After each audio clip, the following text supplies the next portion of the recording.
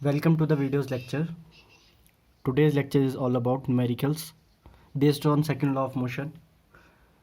These numericals are basics. So इतने मुश्किल नहीं है. बेसिक से न्यूमेरिकल है, सेकंड लॉ ऑफ मोशन पर डिपेंड करते हैं. सेकंड लॉ ऑफ मोशन को सॉल्व करने के लिए हमें मोशंस की इक्वेशन याद रहनी चाहिए और फोर्स का हमारा जो फॉर्मूला था वो पता होना चाहिए. नेगेटिव डिसलेरेशन क्या होती है और फोर्स ऑफ फ्रिक्शन क्या होती है ये भी पता होना चाहिए. फोर्स ऑफ फ्रिक्शन हमेशा मोशन के ऑपोजिट डायरेक्शन में लगता है. तो ऐसे ही हम कुछ यहाँ पे 4 से 5 क्वेश्चन करेंगे. ध्यान से देखिएगा. तो पहला बहुत ही आसान सा क्वेश्चन है, इसमें कुछ भी ज़्यादा करने को है नहीं. How much net force is required to accelerate a 1000 kg car at 4 metre per second. तो वी नो दैट हमें नेट फोर्स निकालनी है, मतलब हमें एफ निकालना है यहाँ पे, और हमें मास दिया है 1000 kg और एक्सेलरेशन दे रखा है 4 metre per second square. So we know that formula for force is product of mass and acceleration. m into a होता है. Force is equal to m into a. The unit of force is newton and also known as kg metre per second square, है ना. तो unit जो है force की वो या तो न्यूटन होती है, जिसको हम कैपिटल एन से डिनोट करते हैं, या फिर हम इसके kg metre per second square भी लिखते हैं. ठीक है. तो यहाँ पे सिंपल फोर्स निकालनी है. मास 1000 दे रखा है और यहाँ पे 4 दिया है. तो यहाँ पे हमें कितना फोर्स लगेगा? 4000 न्यूटन का. ठीक है. एक्सीलरेशन 4 हमें दे रखा है यहाँ पे. तो सिंपल ये बात है कि एक कार है, उसको एक्सीलरेट इतने में एक्सीलरेशन हो रहा है उसका 4 मीटर पर सेकेंड स्क्वायर में, और इतने kg की हमारे पास कार है. तो उसमें कितना फोर्स लग रहा है बेटा? उसमें 4000 न्यूटन का. ठीक है. सिंपल फोर्स क्या है देखो यहाँ पे देख लो. मान लो एक बॉक्स है 2 kg का. यहाँ से आप इसको फोर्स लगा रहे हो 2 न्यूटन का. इसका एक्सीलरेशन क्या होगा? तो एफ भी है आपके पास बेटा, एम भी है. एफ भी है, एम भी है. तो इसका एक्सीलरेशन कितना होगा? 1 मीटर पर सेकेंड स्क्वायर. ठीक है. एफ और एम में रख लो 2 इसके नीचे आ जाएगा. तो ये सिंपल सा है. हम किस ऑब्जेक्ट को कितना हमने उसको पुश किया या पुल किया, वही फोर्स है जिसको हम न्यूटन में रखते हैं, है ना. तो सिंपल सा फॉर्मूला लगता है. हम देखना है क्या दिया गया. नेक्स्ट क्वेश्चन पे चलते हैं. सिंपल है नेक्स्ट क्वेश्चन भी. ठीक है. नेक्स्ट क्वेश्चन क्या बोलता है? If you apply a net force of 3 Newton on 0.1 kg box, what is the acceleration of the box? ये देखो बेटा, यहाँ पे वही क्वेश्चन आ गया दोबारा से. एक बॉक्स है, ठीक है. इस बॉक्स पे हम यहाँ से फोर्स लगा रहे हैं कितने का? 3 न्यूटन का. और इस बॉक्स का जो 0.1 kg क्या है? मास है. और हमें फाइंड आउट क्या करना है कि कौन कितने एक्सीलरेशन ये आगे की तरफ गया. Again same formula will be applied. F equal to M A. यहाँ पे हमें निकालना है क्या बेटा? यहाँ पे हमें ए निकालना है. एफ कितना दिया है? 3 न्यूटन. ठीक है. और एम कितना है हमारे पास? 0.1 kg, जिसको हम 1/10 kg भी लिख सकते हैं. सिंपल फार्मूले में डाल देते हैं, इस वाले फार्मूले में डाल देंगे. तो 3 इज इक्वल टू एम कितना है? 1/10 इंटू ए. एक्सीलरेशन हमें पता नहीं है. 10 यहाँ मल्टीप्लाई हो जाएगा. तो ए कितना आ जाएगा बेटा? यहाँ से हमारे पास ये 30 हो गया. तो ए कितना आ गया? 30 मीटर पर सेकेंड स्क्वायर. तो कितने एक्सेलरेशन से आगे जाएगा? 30 मीटर पर सेकेंड स्क्वायर. अब यहाँ पे क्या है देखो बेटा, यहाँ 3 न्यूटन. यहाँ पे हमारे पास मास क्या है? कम है. ठीक है. मास हमारे पास क्या हो गया? यहाँ पे कम हो गया. इसलिए कम मास में हमें यहाँ पे ज़्यादा फोर्स लग गई तो एक्सेलरेशन ज़्यादा हो गया. अगर मान लो अगर यहाँ पे हम 2 kg ले लेते इसको, फॉर एग्जांपल अगर हम इसको 2 kg ले लेते तो बेटा यहाँ पे एक्सेलरेशन बहुत कम हो जाता है ना. 1.5 मीटर पर सेकेंड स्क्वायर का एक्सेलरेशन हो जाता. तो यहाँ पे मास कम होने के कारण इस बॉडी का एक्सेलरेशन क्या हो गया? ज़्यादा हो गया. ठीक है. ये बात ध्यान रखनी है सभी को. और याद रखना है, मास और एक्सेलरेशन एक दूसरे के हमेशा क्या होते हैं? इन्वर्सली प्रोपोर्शनल होते हैं. ठीक है. जितना ज़्यादा मास होगा उतनी ज़्यादा फोर्स लगानी पड़ेगी, पहली बात. और एक्सेलरेशन क्या होगा? हमारा कम होगा. जितना हल्का होगा, जितना मास कम होगा, उस बॉडी का एक्सेलरेशन भी उतना ही ज़्यादा होगा. ठीक है, तो यहाँ पे ये बात ध्यान रखनी है आपको, यहाँ पे देख लो that a is equal to F by m, याद रखना है a is equal to F by m. तो मास जितना ज़्यादा होता रहेगा एक्सेलरेशन कम होता रहेगा, मास जितना कम होगा एक्सेलरेशन उतना ज़्यादा होगा। ठीक है, एक बार इसको ऑब्जर्व करना, एक बार देखना इसको। नेक्स्ट क्वेश्चन पे चलते हैं। नेक्स्ट सिंपल सा क्वेश्चन ये है कि अ sudden car of mass 200 kg, तो यहाँ पे पहले गिवन लिख लें, पहले गिवन लिख लेते हैं क्या क्या दिया है। तो मास दे रखा है यहाँ पे कार का m is equal to 200 kg। बेटा kg को ग्राम में चेंज नहीं करते हैं इसमें, क्योंकि फोर्स की जो यूनिट होती है वो kg मीटर पर सेकंड स्क्वायर होती है ना। सेंटीमीटर को मीटर में चेंज करेंगे, किलोमीटर को मीटर में चेंज करेंगे, लेकिन यहाँ पे kg को हम चेंज नहीं करते, याद रखना। अच्छा, क्वेश्चन बढ़ते हैं। A sudden car of mass 200 kg is moving with a certain velocity, एक वेलोसिटी से मूव कर रही है। It is brought to rest by applying brakes. बेटा अप्लाई कर दी ब्रेक्स, तो पहले वो किसी वेलोसिटी में जा रही थी, इनिशियल वेलोसिटी उसकी कुछ थी, हमें नहीं पता, और उसके बाद वो रेस्ट पे आ जाती है। देखो क्वेश्चन ध्यान से पढ़ेंगे। It is brought to rest by applying brakes, इसका मतलब उसकी जो फाइनल वेलोसिटी होगी वो जीरो होगी, क्योंकि उसको लास्ट में किसमें ब्रेक्स अप्लाई करके रेस्ट पे ला दिया गया। Within a distance of 20 metre, distance को बेटा डिस्टेंस हो डिस्प्लेसमेंट हो एस से डिनोट करेंगे, है ना। तो इसको लिख दिया हमने 20 मीटर, हमारे पास क्या हो गया, डिस्टेंस हो गया। The average resistance being offered to it is 500 newton. इसका मतलब बेटा रेजिस्टेंस का मतलब होता है मोशन को, अगर कोई चीज़ आगे को जा रही है उस पर अगर हम रेजिस्टेंस लगाए, मतलब उसको रोके, तो वो वाली फोर्स की बात कर रहा है जो ऑपोजिट लगती है मोशन के। इसका मतलब फोर्स ऑफ फ्रिक्शन भी हम इसको बोल सकते हैं, जो ऑपोजिट डायरेक्शन होने के कारण यहाँ पे नेगेटिव साइन लग जाएगा, तो ये जाएगी 500 Newton. What was the velocity of the car, हमें क्या फाइंड आउट करना है बेटा, ये यू फाइंड आउट करना है कि भाई इनिशियल वेलोसिटी क्या थी उस कार की, है ना, और उस पर जो ऑपोजिट फोर्स लग रही है वो -500 न्यूटन की लग रही है। पढ़ सकते हो आप, the average resistance being offered, resistance मतलब रोकना, being offered to it is 500 newton. तो इस क्वेश्चन को हम सॉल्व करेंगे यहाँ पे, है ना। हमने लिख लिया है यहाँ पे क्या क्या हमारे पास यहाँ पे चीज़ें दी है। तो इन सब चीज़ों से हम यहाँ पे एक्सेलरेशन फाइंड आउट कर सकते हैं, यस कर सकते हैं। हमारे पास एफ बी एम बी है, तो चलो पहला फॉर्मूला लगेगा F is equal to M A. ठीक है, तो यहाँ पे हम वैल्यूज रख देंगे। एफ कितना है -500, एम कितना है 200, ए हमें पता नहीं, ए हम निकाल देंगे, ये इसके नीचे आ जाएगा, तो ये जाएगा -500 divide by 200 is equal to a. जैसे ये गया, ये कितना आ जाएगा 2.5, तो एक्सेलेरेशन आ गया हमारे पास -2.5 मीटर पर सेकंड स्क्वायर। माइनस का मतलब क्या है, एक्सेलेरेशन में अगर माइनस आ जाए मतलब डिसलेरेशन की बात हो रही है बेटा।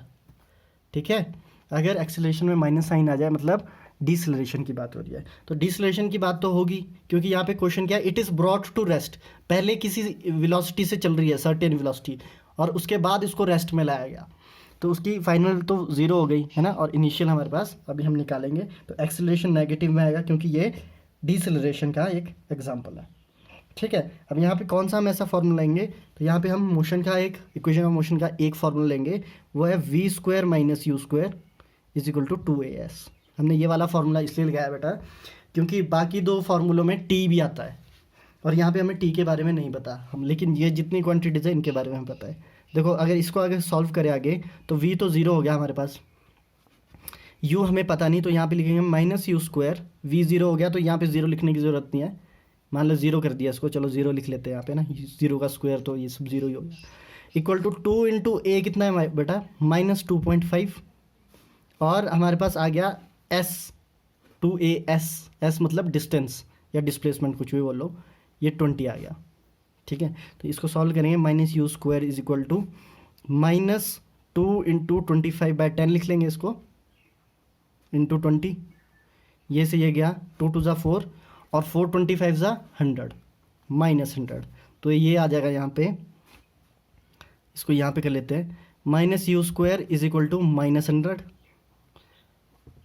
माइनस से माइनस कट गया, और इसका रूट क्या हो जाएगा, ये हो गया √100, then u equal to 10 metre per second. तो गाड़ी की जो इनिशियल वेलोसिटी वो कितनी थी बेटा, 10 मीटर पर सेकेंड उसकी क्या थी, इनिशियल वेलोसिटी थी। ठीक है, सिंपल से क्वेश्चन है। इनग्रेडिएंट इकट्ठे करना बहुत ज़रूरी है। पहले जब हमें पता है कि हमें ये सब चीज़ें यहाँ पे गिवन दी रखी है, और क्या चीज़ें हमें निकालनी है वो भी लिखना बहुत ज़रूरी है बेटा। इसलिए हम पहले क्या करते हैं, हर एक चीज़ को लिखा जाता है और उसके बाद हम उसमें फार्मूले में उसको पुट करते हैं। याद रखना यहाँ माइनस इसलिए लिया है क्योंकि यहाँ पे रेजिस्टेंस की बात हो रही है। ये ऐसी फोर्स है जो अपोज कर रही है, उसको रोक रही है। ठीक है, नेक्स्ट क्वेश्चन में चलेंगे। क्वेश्चन नंबर 4 कुछ इस तरह है। A truck from rest and rolls down a hill with a constant acceleration. बेटा एक ट्रक है, वो एक हिल से नीचे को आ रहा है एक कांस्टेंट एक्सीलरेशन से, इट ट्रैवल द डिस्टेंस। तो यहाँ पे फिर से हम क्या करेंगे, एक गिवन पॉइंट्स लिखेंगे। तो गिवन पॉइंट्स में हमें पहली चीज़ दिया डिस्टेंस, जिसको हम एस से डिनोट कर लेते हैं, 400 मीटर इन 20 सेकेंड। मतलब हमें टाइम भी दे रखा है कि 20 सेकेंड में ये सब कुछ होता है बेटा। ठीक है, फाइंड इट्स एक्सीलरेशन, क्या निकालना है, एक्सीलरेशन निकालना है। Find the force acting on its mass, force निकालनी है। मास इन 7 मीट्रिक टन्स, और 1 टन होता है 1000 kg का। ठीक है, तो 7 टन कितने के हो गए बेटा, तो यहाँ पे मास आ जाएगा हमारे पास 7000 kg। याद रखना है 7 मीट्रिक टन है और 1 टन 1000 kg का है, तो हमारे पास पूरा मास कितना हो गया, 7 इंटू 1000 7000 kg। अब यहाँ पे निकालना क्या, हमें ए भी निकालना है, एफ भी निकालना है, एम हमें पता है और ये दो हमें पता है। अब हमें ऐसी इक्वेशन देखनी है बेटा जहाँ पे हमारे पास एस भी आए और टी भी आए, है ना, और हमारा क्वेश्चन भी सॉल्व हो जाए। तो ऐसी कौन सी इक्वेशन है हमारे पास, तो यहाँ पे ध्यान से देखेंगे। अ ट्रक स्टार्ट फ्रॉम रेस्ट, इसका मतलब जो इसकी इनिशियल पोजीशन थी, इनिशियल वेलोसिटी थी, वो कितनी थी, 0 थी, क्योंकि रेस्ट से शुरू हो रहा है तो इनिशियली वो किसमें था, 0 में था। और v इसका कुछ ना कुछ होगा। चलो अभी हमें यहाँ पे v से कुछ लेना देना नहीं है। अब हमारे पास एक ऐसी इक्वेशन है जहाँ पे s भी होता है, t भी होता है और u भी होता है। ठीक है, और वहाँ से हम a निकाल सकते हैं। वो कैसे, अब ध्यान से देखेंगे। s is equal to u t plus half a t square. यहाँ पे इक्वेशन ऑफ मोशन का ये वाला एक हमारी जो इक्वेशन है ये लिख जाएगी, जहाँ पे s कितना है बेटा हमारे पास, ध्यान से देखेंगे 400, तो यहाँ पे हमने 400 लगा लिया। u कितना है, 0, तो ये पूरा टर्म 0 हो गया, इसको लिखने की ज़रूरत नहीं है। अब यहाँ पे बचता है 1/2, a हमें पता नहीं है, acceleration we don't know, t का हमें पता है कितना है बेटा, 20 सेकेंड, तो ये जाएगा 20 इंटू 20। ठीक है, ये हो गया 20 इंटू 20। अब इसको सॉल्व करेंगे, ये हो गया यहाँ से 10। ठीक है, तो ये हो गया 200, तो ये हो जाएगा 400 divide by 200 is equal to a, और ये हो गया 2, तो ए निकल गया हमारा 2 मीटर पर सेकेंड स्क्वायर। अब ये ए की वैल्यू आ गई, अब यहाँ से हम एफ फाइंड आउट कर सकते हैं, बिल्कुल कर सकते हैं। हमारे पास एम भी आ गया, ए भी आ गया, तो एफ का फॉर्मूला क्या होता है, सिंपल, हमारे पास एफ का फॉर्मूला क्या होता है, that force is equal to the product of mass and acceleration, and force will be, mass कितना है 7000 kg, तो मास की जगह लिख लेंगे 7000, है ना, एक्सीलरेशन कितना है 2, तो एफ कितना आ जाएगा हमारे पास 14000 न्यूटन। इतनी फोर्स लगेगी। ठीक है, इतनी फोर्स। अब नेक्स्ट क्वेश्चन पे चलते हैं, क्वेश्चन नंबर 5, लास्ट क्वेश्चन कुछ इस तरह बेटा। A stone of 1 kg is thrown with a velocity of 20 metre per second across the frozen surface. बेटा एक पत्थर को फेंका गया है, ठीक है, जिसका मास है, तो गिवन यहाँ पे हम पहले लिख सकते हैं, तो गिवन है यहाँ पे हमारे पास मास दिया है 1 kg का, ठीक है, वेलोसिटी दी है, लेकिन कैसी वेलोसिटी वो भी देख लेते हैं पहले। Stone of 1 kg thrown with a velocity of 20 metre per second, इसका मतलब u दे रखा है हमें, क्योंकि इसने अब शुरू में ये बोल रहा है कि हमने उस पत्थर को फेंका 20 मीटर पर सेकेंड की स्पीड से across the frozen surface of a lake and comes to rest. इसका मतलब एक लेक है, मान लो यहाँ पे, ठीक है, यहाँ पे एक लेक है जो फ्रोजन है ना, मतलब जमी हुई है ठंड के कारण, और उस पर क्या किया, एक पत्थर को फेंका गया, ऐसे यहाँ से पत्थर फेंका जो 1 kg का है, और इस पत्थर को फेंकने की जो पहली वेलोसिटी थी वो थी 20 मीटर पर सेकेंड। अब थोड़े टाइम बाद ये यहाँ पे स्लाइड करते करते पत्थर रुक जाता है, तो इसकी फाइनल वेलोसिटी कितनी होगी बेटा, 0, है ना, पत्थर क्योंकि यहाँ से थोड़ी देर जाएगा और 0 हो जाएगा, जो क्वेश्चन में बोल रहा है। ठीक है, rest after travelling a distance of 50 metre, तो 50 मीटर मतलब एस 50 मीटर दे रखा है, इसका मतलब जो पत्थर यहाँ से यहाँ तक गया उसने सिर्फ 50 मीटर का क्या किया, अपना डिस्टेंस कवर किया और रुक गया वो। ठीक है, 20 मीटर पर सेकंड से शुरू हुआ था। उसके बाद आता है what is the force of friction between the stone and the ice. तो हमें क्या निकालना है बेटा यहाँ पे, फोर्स ऑफ फ्रिक्शन मतलब फोर्स एफ, अपोजिंग फोर्स होती है फोर्स ऑफ फ्रिक्शन। मैं फिर से बोल रहा हूँ, जिसका साइन हम किस के लेंगे, नेगेटिव में। इसका जो हमारा जो आंसर है वो नेगेटिव में आना चाहिए, क्योंकि force of friction always oppose the motion of a body. Body के मोशन को हमेशा फोर्स ऑफ फ्रिक्शन क्या करती है, अपोज करती है। तो देखते हैं क्या हमारा आंसर या नेगेटिव में आएगा या नहीं आएगा। तो इसको करने से पहले सबसे पहले हम यहाँ पे अगेन इक्वेशन ऑफ मोशन का हेल्प लेंगे। तो ऐसी कौन सी इक्वेशन ऑफ मोशन है जहाँ पे हमारे पास u भी आएगा, s भी आएगा, और जहाँ से हम एक्सेलरेशन आराम से फाइंड आउट कर सकते हैं। यहाँ पे t का कोई काम नहीं है, तो एक ही इक्वेशन ऐसी है, v square minus u square is equal to 2as। यहाँ पे हमारे पास टाइम का कोई लेना देना नहीं होता, फिर भी हम इक्वेशन को सॉल्व कर सकते हैं। तो v तो हो गया 0 है ना, यहाँ पे मैं डायग्राम बनाया था, v तो हो गया 0 क्योंकि पत्थर रुक गया फाइनल, और इनिशियल है 20। तो दोबारा से यहाँ पे वही चीज़ आ गई है, तो इसको हमने 0 कर दिया, ये तो 0 हो गया, 0 का स्क्वायर, u का स्क्वायर हो जाएगा 20 का square is equal to 2a हमें पता नहीं है, s हमें पता है क्या है 50।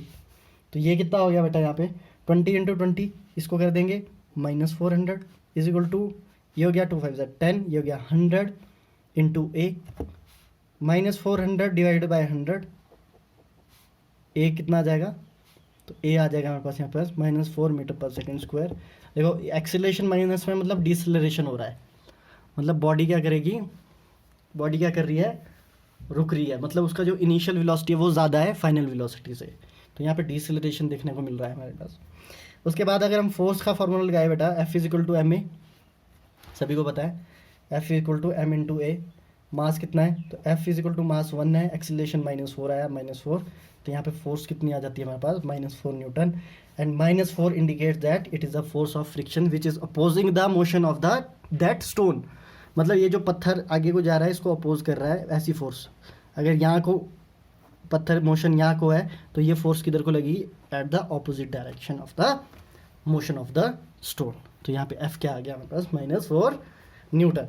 अब लास्ट क्वेश्चन यहाँ पे है जो आप लोग करोगे, क्वेश्चन एक बार पढ़ लेते हैं, ध्यान से सुनना, इसको मैं इसका मतलब भी समझा दूंगा। बेसिक्स क्वेश्चन थे, इसके बाद हम पुली के क्वेश्चन करेंगे, ठीक है, कुछ बॉक्स के क्वेश्चन करेंगे, फ्री बॉडी डायग्राम सीखेंगे, वो नेक्स्ट लेक्चर में होगा। ये सिर्फ एक बेसिक था, ठीक है। और ये अगर मैं इस क्वेश्चन की बात करूँ तो ये NCERT का क्वेश्चन है, ये वाला, ठीक है, ये वाला NCERT का क्वेश्चन है, ये वाला भी यहाँ पे NCERT का क्वेश्चन है वाला, ठीक है। तो ये कुछ क्वेश्चन है जो NCERT है। चलो अब ये क्वेश्चन देखते हैं। क्वेश्चन ये है, 8000 kg इंजन पुल्स अ ट्रेन। एक इंजन है जिसका मास 8000 kg है, वो ट्रेन को पुल करता है, जिसमें 5 वैगन्स लगे हैं, ईच ऑफ 2000 kg। हर एक वैगन 2000 kg का है, तो 5 2 10 हो गया। अगर हम टोटल मास की बात करें तो 18000 kg हो गया पूरे का, ठीक है। Along a horizontal track, horizontal track दिया है बेटा, इसमें कुछ भी इंक्लाइंड नहीं है, वर्टिकल नहीं है, सिर्फ हॉरिजॉन्टल है। If the engine exerts a force of 4000 Newton and the track offers a friction force of 5000 Newton.